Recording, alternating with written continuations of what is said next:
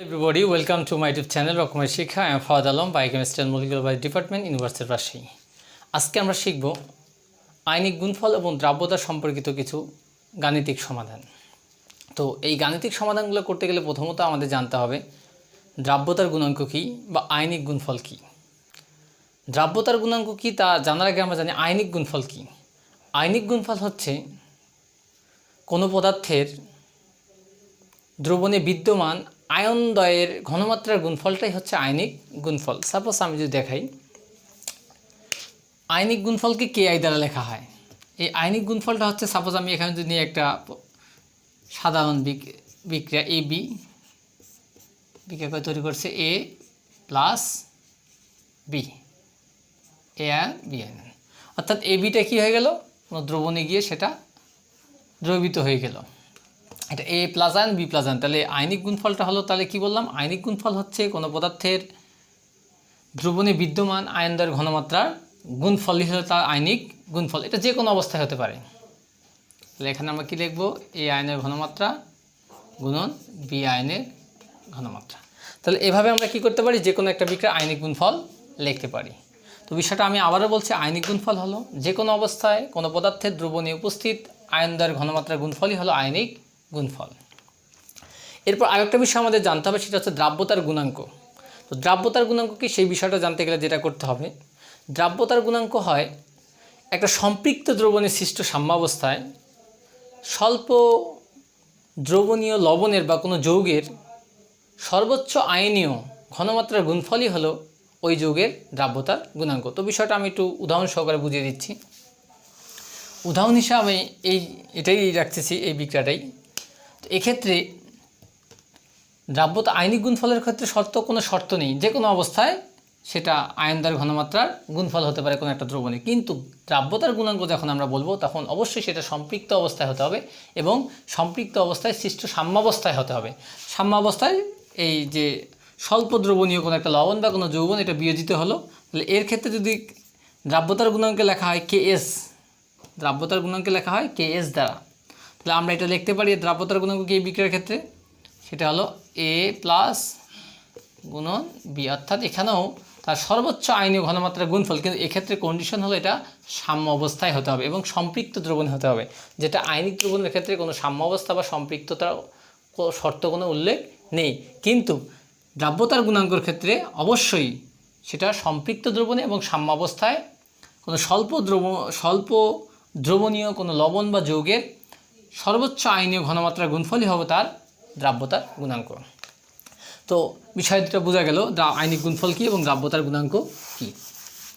আমরা আজকে যেটা করব, দ্রাব্যতার গুণাঙ্ক ও আয়নিক গুণফল সম্পর্কিত গণনা। অর্থাৎ এখানে আমি দুইটা পাত্র, এ পাত্র বি নিয়েছি। এই পাত্রে আছে 25 ml 0.01 মোলার সিলভার নাইট্রেট এবং বি পাত্রে আছে 75 ml 0.025 মোলার HCl। দুইটা আলাদা আলাদা পাত্রে দুইটা ভিন্ন দ্রবণ আছে, একটাতে সিলভার নাইট্রেট দ্রবণ, একটাতে হলো HCl এর দ্রবণ। এক্ষেত্রে আমি পাশে দিয়েছি যে সিলভার ক্লোরাইডের কেএস, অর্থাৎ দ্রাব্যতার গুণাঙ্কের মানটা এখানে দেওয়া আছে। এখন এই সম্পর্কিত গাণিতিক প্রবলেমগুলো কিভাবে সমাধান করতে হয়, সেটা হচ্ছে যে আমি যদি কোনো ক্রমে বি পাত্রকে এ পাত্রের সঙ্গে যোগ করে দেই, তাহলে এই দুই পাত্রের মিশ্রণের ফলে এদের দ্রবণটা স্বচ্ছ থাকবে না এখানে কোনো অর্ধেকে পড়বে, এই বিষয়গুলো আমরা কিভাবে জানতে পারি। যে কী বললাম, যে এই পাত্রে যদি আমি বি পাত্রের HCl দ্রবণটা ঢেলে দেওয়া যায়, তাহলে এদের মিশ্রণে এ ও বি পাত্রের মিশ্রণের যে একটা দ্রবণ তৈরি করবে, সেটা কি তাদের মিশ্রণের প্রকৃতির মধ্যে, আচ্ছা তাদের মিশ্রণে কোনো অর্ধেকে পড়বে কিনা, এই ধরনের গাণিতিক সমাধান করতে গেলে আমাদেরকে দুইটা বিষয় জানতে হবে, একটা হলো আয়নিক গুণফল এবং দ্রাব্যতার গুণাঙ্ক। যদি দেখা যায় ক্যালকুলেশন করে এ ও বি ক্ষেত্রে আমরা ক্যালকুলেশন করে যদি আয়নিক গুণফল কীভাবে বের করতে হয় আমি দেখাবো। আয়নিক গুণফলের মানটা দ্রাব্যতার গুণাঙ্কের মানের চেয়ে কম হয়, তাহলে দ্রবণটি অসম্পৃক্ত দ্রবণ হবে। অর্থাৎ এক্ষেত্রে এ পাত্রে যদি আমরা বি পাত্রের HCl দ্রবণ মিশ্রণ করি, তাহলে এখানে যদি আমরা দেখি যে আয়নিক গুণফলের মানটা কেআইটা কেএসের চেয়ে কম, তাহলে দ্রবণটি অসম্পৃক্ত দ্রবণ হবে। অর্থাৎ অসম্পৃক্ত দ্রবণ বলতে আমরা বুঝি যে দ্রবণে যে পরিমাণ দ্রব থাকা দরকার ছিল ঠিক সেই পরিমাণ দ্রব থাকবে না, তার চেয়ে কম পরিমাণ দ্রব দ্রবীত অবস্থায় আছে। এবার আবার যদি আমরা দেখতে পারি যে আয়নিক গুণফলের মাত্রা কে এর মানটা কে এস এর সমান হয়, তাহলে দ্রবণটি সম্পৃক্ত দ্রবণ। অর্থাৎ সম্পৃক্ত দ্রবণ বলতে আমরা বুঝি কোনো একটা দ্রবণে যতটুকু দ্রব্য থাকার কথা ছিল ঠিক সে পরিমাণ দ্রব্য যদি দ্রবীত থাকে তাহলে সেটাকে বলা হয় সম্পৃক্ত দ্রবণ। অপরদিকে আমরা দেখতে পাই কে এর মানটা যদি কে এস এর চেয়ে বেশি হয় তাহলে দ্রবণ থেকে দ্রব্য অর্ধক্ষিপ্ত হবে। তাহলে এই 3 ধরনের ঘটনার যে কোনো একটা ঘটনা আমাদের এটাতে ঘটতে পারে। আমরা এখন ম্যাথমেটিক্যাল হিসাব করে দেখব যে এখানের ক্ষেত্রে যে কে এর মানটা, এখানে একটা সিলভার ক্লোরাইডের কে এস অর্থাৎ দ্রাব্যতার গুণাঙ্কর মান দেওয়া আছে।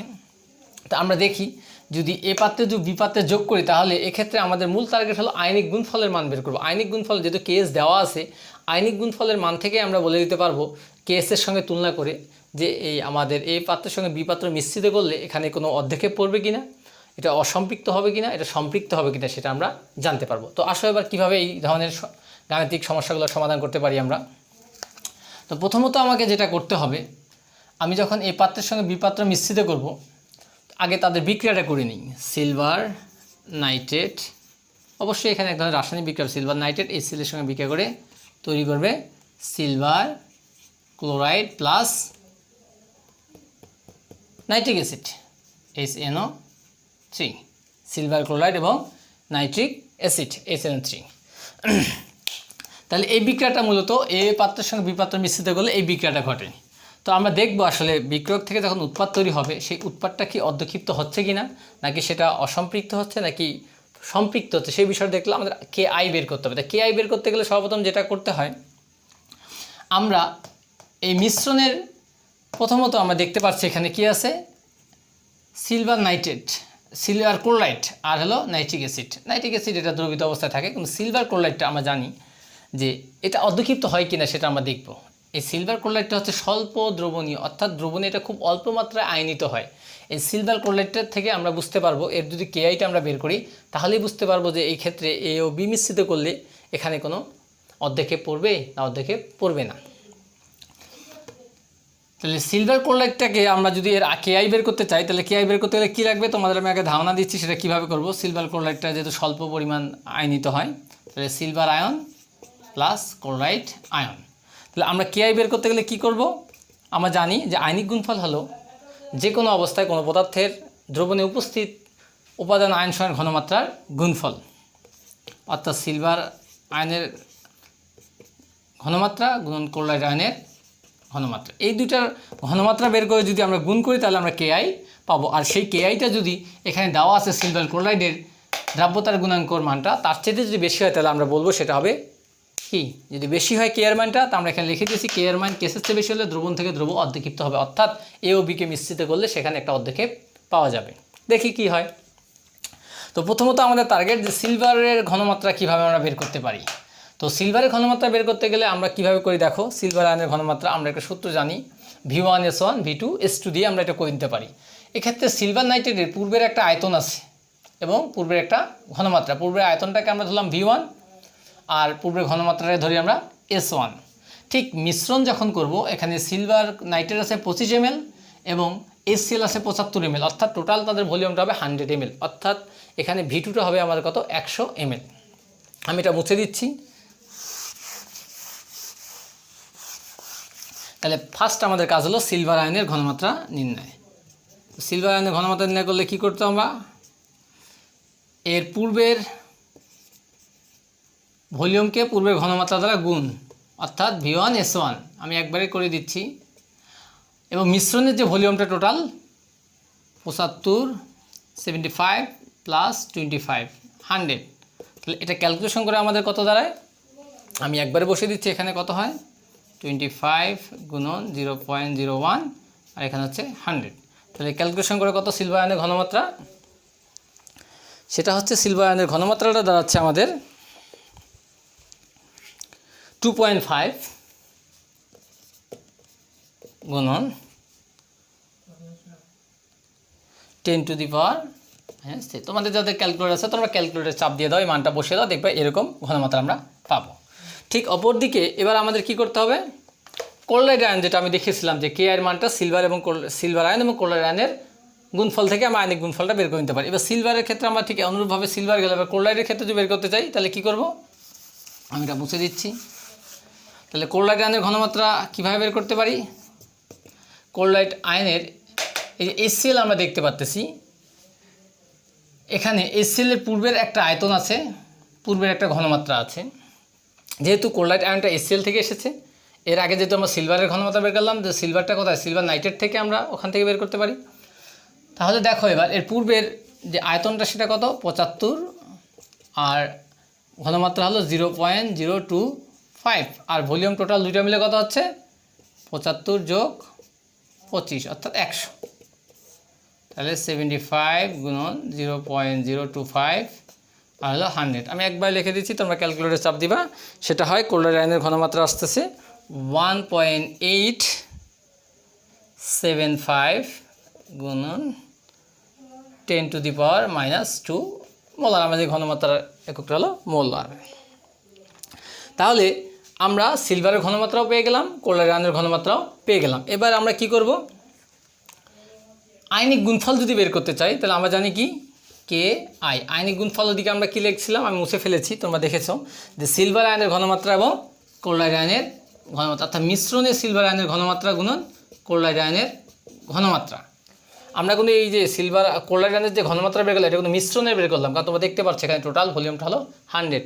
এটা হলো V1, এটা S1, এটা হলো V2, তাহলে আমরা S2টা বের করে নিতে পারছি। ঠিক এখন আমরা মানগুলো বসিয়ে দিই। যদি এখানে আমি নিচে লিখেছি, আমি এবার এটাও মুছে দিয়ে উপরে লিখব। তাহলে আমাদের যে বিক্রিয়াটা প্রথমে আমি দেখিয়েছিলাম যে সিলভার নাইট্রেট, যেহেতু এ পাত্রের সাথে বি পাত্রের বিক্রিয়া এবং HCl হাইড্রোক্লোরিক অ্যাসিড বিক্রিয়া করে কি তৈরি করছে, সিলভার ক্লোরাইড প্লাস HNO3। তাহলে আমাদের টার্গেট ছিল কি, যে দ্রবণে যেহেতু এটা আমাদের প্রোডাক্ট উৎপন্ন হয়েছে, এখানে আমরা দেখব সিলভার ক্লোরাইডটা অর্ধেকে পড়বে কি না। তো এখানে কি হয়, silver ion plus chloride ion. এটা থেকে আমরা কি করলাম, এদের আয়নিক গুণফল আমি অলরেডি দুইটারই মান বের করে ফেলেছি, এখন আমি একবারে বসিয়ে দিব, তোমরা দেখেছো। তো এর ঘনমাত্রা ছিল কত, 2.5 গুণন 10⁻⁻3, আর ক্লোরাইড আয়নের ঘনমাত্রাটা ছিল, সো এটা তোমাদের একটা লাইন দেখিয়ে দিই, তাই তোমাদের বোঝার সুবিধা হবে। আয়নিক গুণফল হলো সিলভার আয়নের ঘনমাত্রা গুণন ক্লোরাইড। আমরা আয়নিক গুণফল মানেই জানি কি, যে কোনো অবস্থায় কোনো পদার্থের দ্রবণে বিদ্যমান আয়নসমূহের ঘনমাত্রার গুণফলই হলো তার আয়নিক গুণফল, যেটা আমরা বের করছি। মানগুলো আমি বসিয়ে দিব, যে 2.5 গুণন 10⁻⁻3, আর আমরা এখানে পেলাম ক্লোরাইড আয়নের ঘনমাত্রা কত বলছিলাম, এটা মিশ্রণের, 1.875 গুণন 10⁻⁻2। তাহলে এটা ক্যালকুলেশন করে দাঁড়ায় কি, ওভারঅল যে মানটা আসতেছে সেটা হলো সিলভার ক্লোরাইডের যে আয়নিক গুণফলটা, সেটা হচ্ছে আমার এখানে আমি একবারে দিয়ে দিচ্ছি লিখে 4.6875 গুণন 10⁻⁻5। তোমরা ক্যালকুলেটরে চাপ দিবা মানগুলো লিখে। তাহলে যেহেতু এটা হলো মোল পার লিটার, এটা মোল পার লিটার, তাহলে এককটা কী হবে, মোল স্কয়ার লিটার ইনভার্স 2। তাহলে দেখো আমরা এখানে যে আয়নিক গুণফলের মানটা পেলাম, ঠিক এখানে যে আয়নিক গুণফলের KS এর মান দ্রাব্যতা, এই অর্থাৎ এই এ পাত্রের সঙ্গে বি পাত্র মিশ্রিত করার ফলে যে সিলভার ক্লোরাইড তৈরি হয়, এই সিলভার ক্লোরাইডে দেখতেই পারছো প্রশ্নে একটা মান দেওয়াই আছে, অর্থাৎ দ্রাব্যতার গুণাঙ্ক 1.7 গুণ 10⁻⁻10। ঠিক দেখা যায় এর সঙ্গে তুলনা করলে দেখা যায় KI এর যে মানটা, তোমরা যদি এর সঙ্গে তুলনা করো, তাহলে তোমরা দেখতে পারবা যে এই মানটা হলো বড়, অর্থাৎ এখানে কি KI এর মানটা KS এর চাইতে বড়। কাজেই এখানে এ পাত্রের সঙ্গে বি পাত্র মিশ্রিত করা হলে, এই পাত্রের সঙ্গে যদি বিপাত্র মিশ্রিত করা হয়, তাহলে আমরা দেখব দ্রবণ থেকে কিছু দ্রব অধ্যক্ষিপ্ত হবে। তো আশা করছি তোমরা ভিডিওটা বুঝতে পেরেছো। যদি তোমাদের কোনো সমস্যা হয়, তাহলে তোমরা কমেন্টে জানিয়ে দিতে পারো, ও কিভাবে ভিডিও করলে তোমাদের জন্য আরও ভালো হয় সেটাও তোমরা আমার সঙ্গে আলোচনা করতে পারো। যদি তোমরা এখনও আমার চ্যানেলটা সাবস্ক্রাইব না করো, আমার চ্যানেলটা এখনই সাবস্ক্রাইব করে নাও, এবং রসায়নের অনেক গুরুত্বপূর্ণ বিষয় নিয়ে আমি আলোচনা করব, তোমরা অবশ্যই এটা থেকে উপকৃত হবে। Thank you for watching my video.